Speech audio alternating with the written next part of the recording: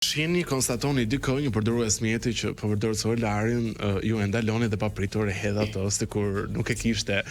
Kush është justifikimi numër 1 që përdori, në çfarë për të shpëtuar asaj gjobës normalisht? Jo po shefe unë sa e pash një location, jo po unë sa e mora, jo po kam fëmijët e kofshtit e çerdhja.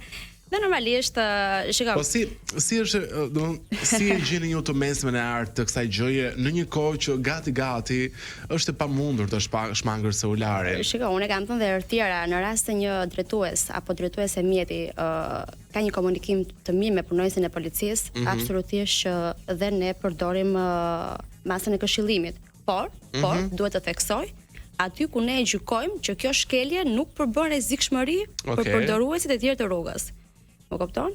Sepse ai mund të përdori aparatin celular sepse vërtet mund të ketë një nevojë familjare dhe një hall familjar dhe ne kemi pasur, unë konkretisht kam pas një rast ku një drejtuese mjeti ishte duke përdorur aparatin celular, duke pas tek dora e djathtë, dhe mbaj mend shumë mirë. Kishte fëmijën për të çuar në spital, absolutisht unë e kam raportuar si rast dhe e kam shoqëruar deri tek spitali për ta çuar fëmijën. Pra duhet dhe ne jemi njerëzor Ronaldo sepse shihemi në këndvështrime të ndryshme që apo policia apo masa e këshillimit funksionon tek jo, nuk është të thonë që nëse konstatojnë dikë në celular patjetër duhet Ronaldo, unë thash dhe po ta apoj sërish, nuk është qëllimi jon të vendosim sa më shumë masa. Ne duam reduktimin dhe mos pasi shkelje të kësaj të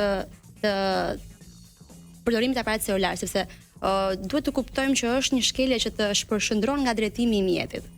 Të shpërshëndron dhe normalisht kjo pasoj bie tek ata si drejtues mjeti, por edhe tek ne normalisht. Por në historikën e saj, për plasjet e vogla, diku tek 7-8 makina vetëm duke përdorur celularin në Tiranë. Po pastaj duhet të kuptojmë dhe këtë, se vlen për të theksuar që për sa i përket masës së ndëshkimit, masa për përdorimin e aparatit celular shoqërohet në mesbrit e pikësh tashmë. Po tashmë është në mesbrit e pikësh. Dhe në rast se të gjitha pikët në led drejtimi zaurohen, këtij drejtuesi mjeti duhet që të rifillojë edhe një herë, të ritestohet për të marrë lejen e drejtimit nga e para.